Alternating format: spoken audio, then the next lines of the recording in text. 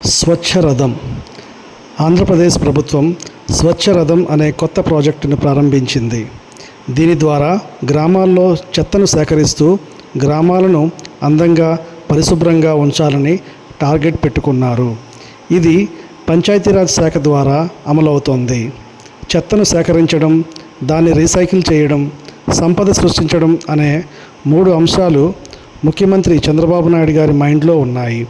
వాటిని లెక్కలోకి తీసుకొని ఈ స్వచ్ఛరథం కాన్సెప్ట్ని తెచ్చారు.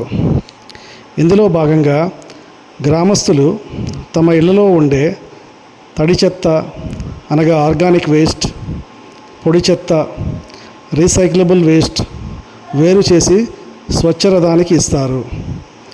చెక్క ముక్కలు, ప్లాస్టిక్ వ్యర్థాలు, బుక్స్, ఇనుప వ్యర్థాలు ఇలా ఏవి ఇస్తే వాటికి ధర నిర్ణయిస్తారు. ఆ ప్రకారం కిరాణా సామాన్లను తీసుకోవచ్చు.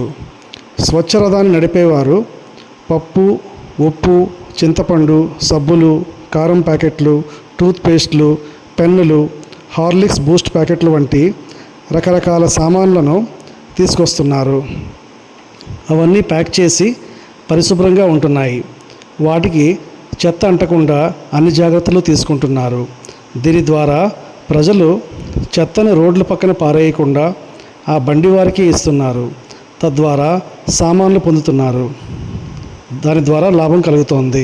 అందుకే ఇది చాలా బాగుందని ఇప్పటికీ అమలవుతున్న గ్రామాల్లోని ప్రజలు చెబుతున్నారు.